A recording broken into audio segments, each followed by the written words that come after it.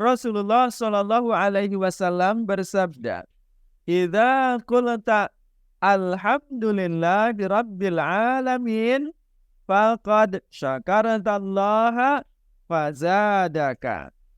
Apabila kalian mengucapkan segala puji bagi Allah, Tuhan semesta alam, maka berarti kalian telah bersyukur kepada Allah dan Dia niscaya akan menambahkan nikmat-Nya kepada kalian. Ayo baca kitab. Oi. Jangan lupa subscribe, like, dan share Baca Kitab Boy. Assalamualaikum warahmatullahi wabarakatuh. Bismillahirrahmanirrahim. Kita akan melanjutkan lagi pembacaan kitab tafsir Ibnu Katsir, dan kini kita sudah sampai kepada pembahasan ayat yang kedua surah Al-Fatihah. Baik, mari kita mulai. A'udzu billahi minasyaitonir rajim. Alhamdulillahi rabbil alamin. Segala puji bagi Allah, Tuhan seluruh alam. Quran surah Al-Fatihah ayat kedua. Berkenaan dengan tafsir ayat ini, Al-Hafiz Ibnu Katsir menjelaskannya sebagai berikut. Abu Ja'far Ibnu Jarir mengatakan bahwasanya makna dari lafaz Alhamdulillah adalah segala syukur hanyalah dipersembahkan kepada Allah semata, bukan kepada apa yang disembah selain Allah, dan bukan pula kepada segala sesuatu atau apapun yang diciptakan olehnya. Lafaz Alhamdulillah itu merupakan imbalan dari apa yang telah Dia limpahkan kepada hamba-hambanya berupa segala nikmat yang tidak terhitung jumlahnya. Tidak ada seorang pun yang dapat menghitung seluruh bilangan kenikmatan yang telah diberikan oleh Allah Ta'ala kepadanya, selain hanya Dialah saja yang mengetahuinya. Di antara nikmat-nikmat itu adalah tersedianya semua sarana untuk taat kepadanya, juga kemampuan semua anggota tubuh yang ditugaskan untuk mengerjakan hal-hal yang difardukan olehnya. Selain itu, Dia juga menggelarkan rezeki yang berlimpah ruah di dunia ini buat hamba-hambanya. Dan Dia memberikan kepada mereka makanan dari rezeki tersebut sebagai nikmat untuk menjalani kehidupan mereka. Padahal mereka tidak memilikinya. Mereka hanya menikmatinya sebagai anugerah dari Allah Tuhannya. Dan Allah juga mengingatkan serta menyeru mereka agar semuanya itu dijadikan sebagai sarana untuk mencapai kehidupan yang abadi di dalam surga. Yang di dalam surga itu terdapat lebih banyak lagi kehidupan yang sifatnya kekal dan selama-lamanya.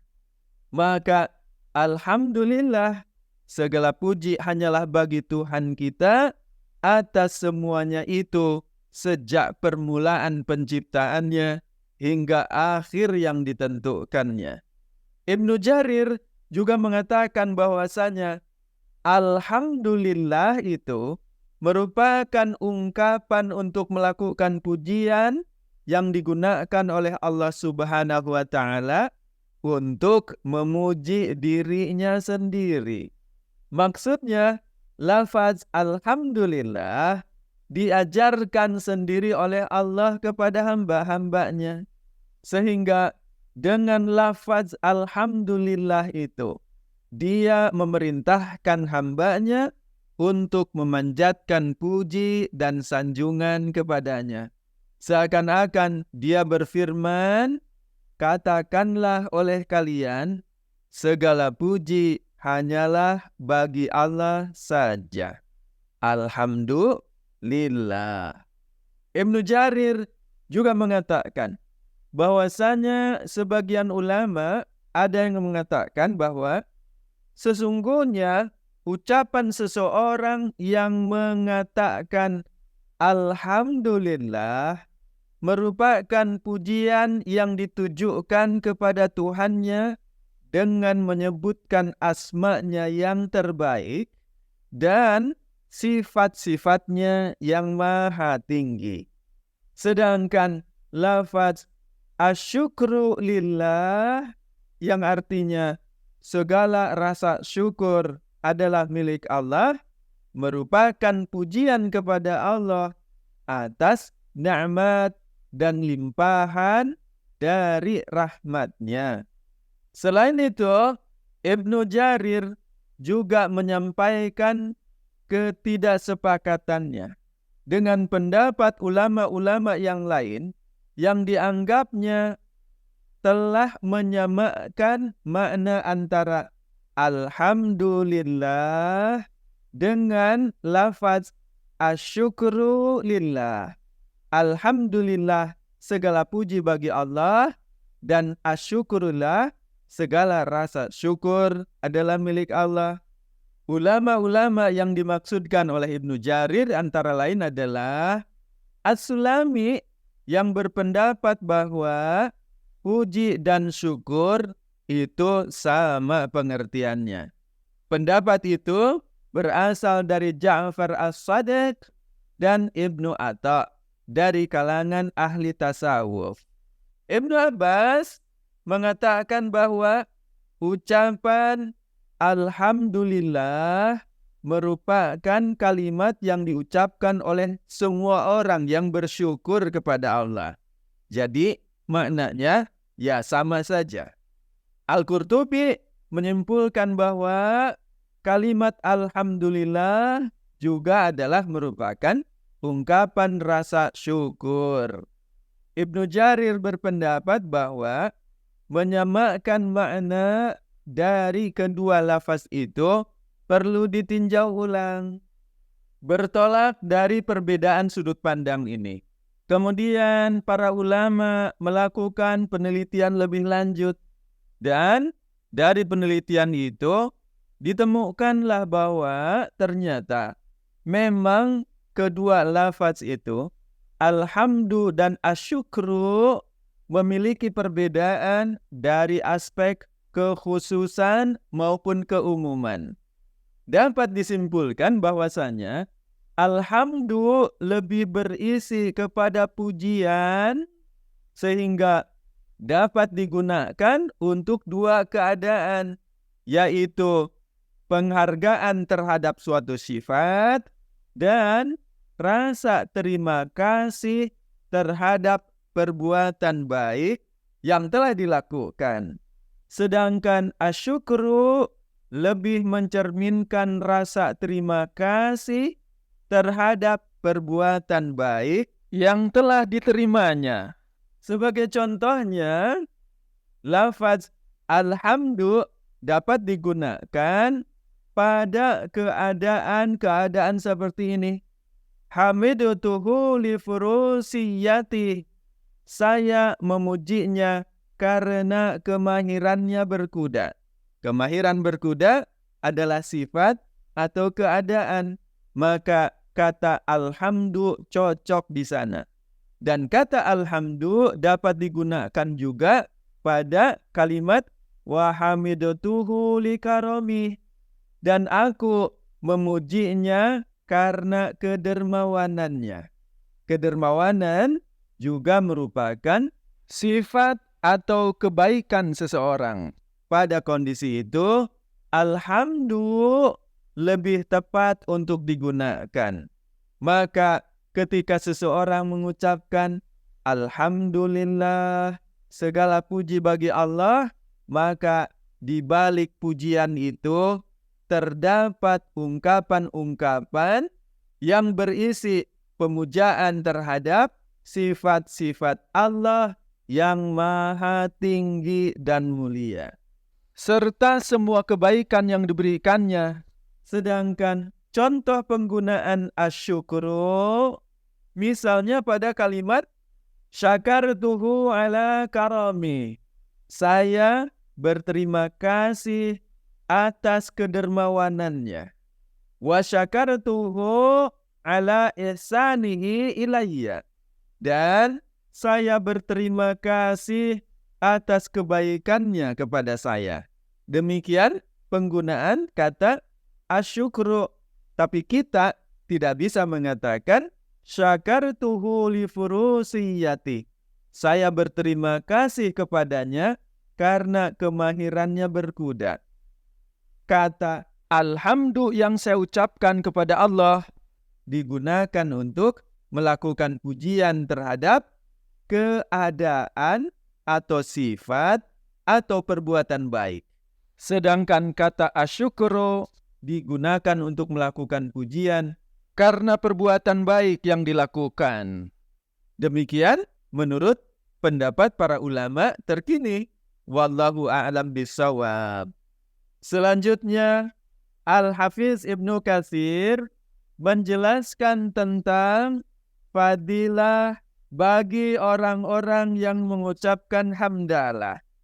Ibnu Jarir telah pula meriwayatkan sebuah hadis yang berasal dari Al-Hakam Ibnu Umair yang telah menceritakan bahwasanya Rasulullah Shallallahu Alaihi Wasallam bersabda, "Idza qulta alhamdulillahi rabbil alamin, faqad syakartallaha fazadaka."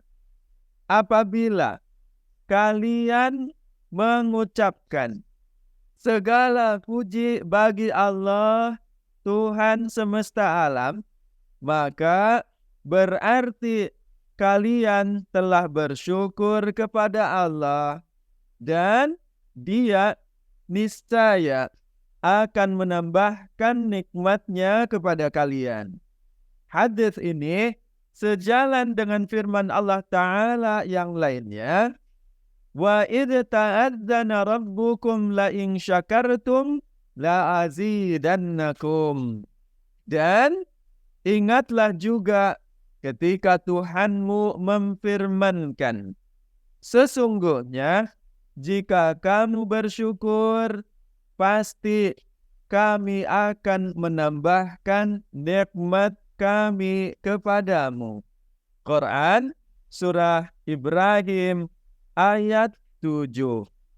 Di dalam hadis lain yang diriwayatkan oleh Imam Ahmad bin Hanbal dikatakan, Al-Aswad Ibnu Sari telah menceritakan dirinya bertanya kepada Rasulullah Shallallahu Alaihi Wasallam, "Wahai Rasulullah, berkenankah engkau apabila aku membacakan kepadamu pujian-pujian yang biasa aku panjatkan kepada Tuhanku yang Maha Suci dan Maha Tinggi?"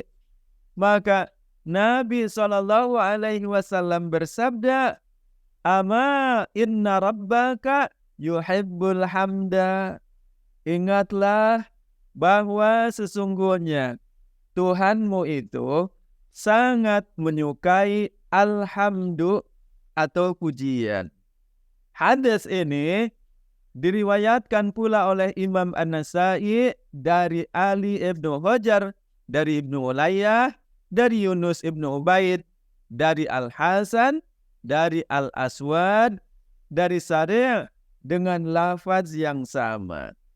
Dalam hadis yang diriwayatkan oleh Abu Isa Al-Hafiz, yang dimaksudkan adalah Imam At-Tirmidzi, juga Imam Nasai dan Imam Ibnu Majah, yang berasal dari Jabir ibnu Abdullah menceritakan bahwasanya Rasulullah Shallallahu Alaihi Wasallam bersabda, "Afdalul dzikri La ilaha illallah wa afdalud du'ai alhamdulillah. Zikir yang paling afdal adalah mengucapkan La ilaha illallah. Tidak ada Tuhan selain Allah. Sedangkan doa yang paling afdal adalah Alhamdulillah, yaitu mengucapkan segala puji bagi Allah. Selain itu, Ibnu Majah meriwayatkan juga sebuah hadis dari Anas bin Malik radhiyallahu anhu yang mengatakan bahwasanya Rasulullah Shallallahu alaihi wasallam bersabda, tidaklah sekali-kali Allah memberikan suatu nikmat kepada seorang hamba, kemudian hamba itu mengucapkan Alhamdulillah, maka apa yang diberikan oleh Allah Ta'ala berupa pahala jauh lebih afdol, jauh lebih baik daripada apa yang telah diterimanya dan disyukurinya itu. Al-Qurtubi di dalam kitab tafsirnya dan juga di dalam kitab Nawarid Usul telah meriwayatkan dari Anas radhiyallahu anhu dari Nabi sallallahu alaihi wasallam sebuah hadis. Beliau sallallahu alaihi wasallam bersabda, seandainya dunia berikut semua isinya berada di tangan seorang laki-laki dari kalangan umatku, kemudian dia mengucapkan Alhamdulillah, segala puji bagi Allah, maka niscaya kalimat Alhamdulillah yang telah diucapkan itu jauh lebih berharga daripada dunia dan seisinya yang ada di dalam genggaman tangannya itu. Al-Qurtubi dan ulama-ulama yang lainnya menjelaskan bahwasanya makna yang dimaksudkan di dalam hadis ini adalah ilham yang diberikan oleh Allah Subhanahu wa Ta'ala kepada seorang hamba, sehingga hamba itu mengucapkan Alhamdulillah, dia terdorong oleh ilham itu untuk bersyukur kepada Allah, maka ilham itulah yang dimaksud sebagai kenikmatan yang jauh lebih besar dari apa yang telah diterimanya. Di dalam kitab Sunan Ibnu Majah diriwayatkan dari Ibnu Umar bahwasanya Rasulullah Shallallahu alaihi wasallam bersabda, ada seorang hamba Allah yang berdoa dengan ucapan, Ya Rabbi, lakal hamdu kama yambaghi li jalali wajhikal karimi wa azimi sultanik. Ya Allah, hanya milik Engkau segala puji sebagaimana yang layak bagi keagungan zat-Mu dan kebesaran kekuasaan-Mu. Ya Rabbi, lakal hamdu kama yambagi li jalali wajhikal karimi wa azimi sultanik. Ketika sang hamba mengucapkan doa itu, dua malaikat merasa kesulitan untuk menuliskannya, dan mereka tidak mengetahui bagaimana cara mencatatkan pahalanya.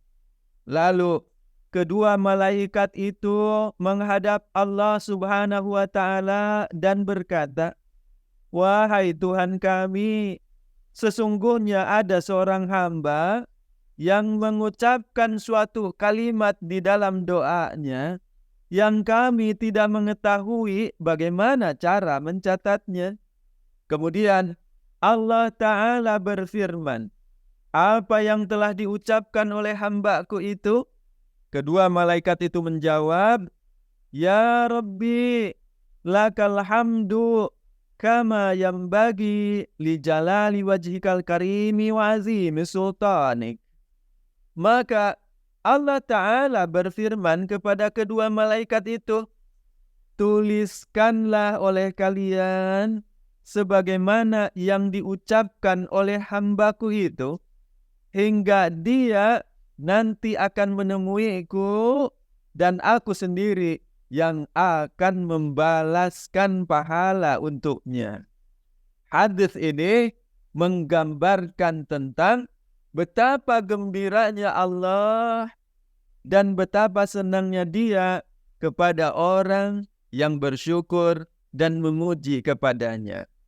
Alhamdulillah. Selain pemaknaan ini, Al-Hafiz Ibnu Katsir juga menjelaskan tentang kedudukan huruf alif dan lam pada lafaz alhamdu.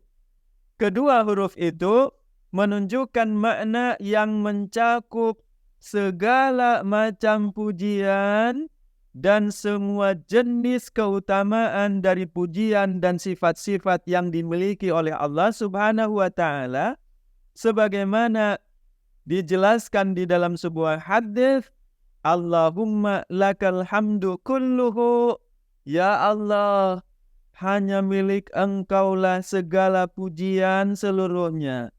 Walakal mulku kulluhu, dan hanya milik-Mu lah semua kerajaan.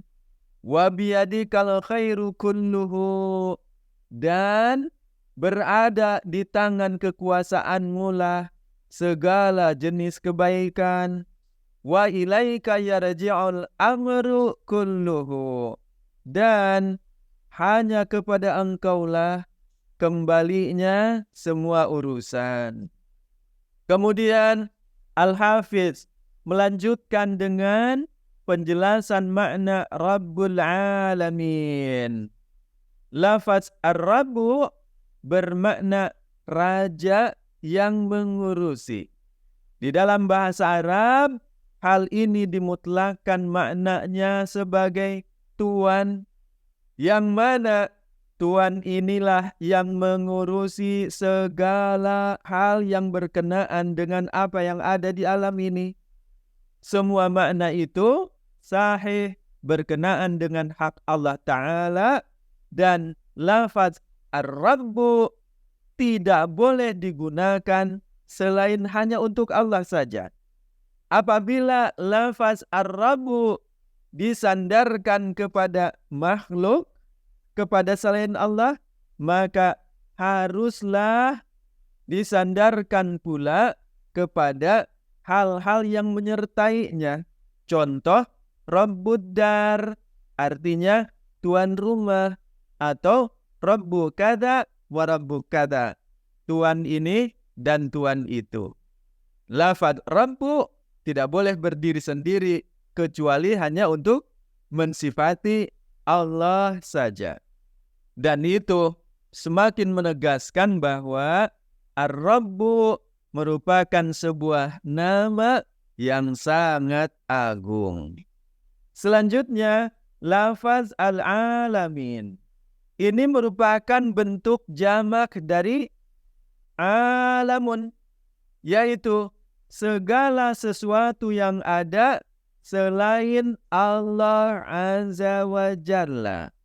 Sedangkan lafaz al-awalimu adalah macam atau jenis makhluk-makhluk yang ada di langit dan di bumi, di darat maupun di laut, dan semuanya dinamakan sebagai alamun.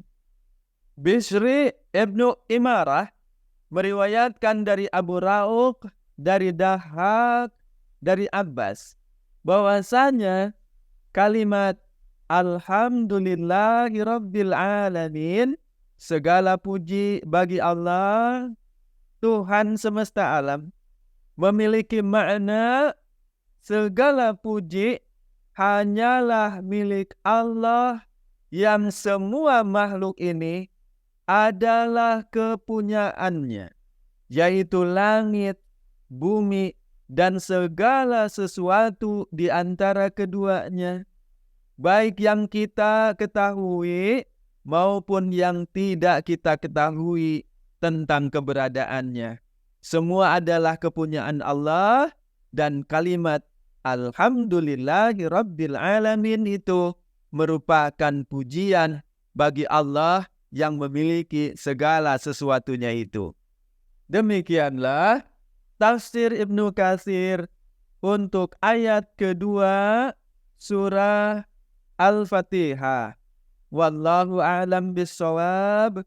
Insyaallah pada kesempatan yang akan datang kita akan melanjutkan kembali pembacaan kitab tafsir Ibnu Katsir untuk ayat yang ketiga. Assalamualaikum warahmatullahi wabarakatuh. Ayo baca kitab. Oi. Jangan lupa subscribe, like, dan share Baca Kitab Boy.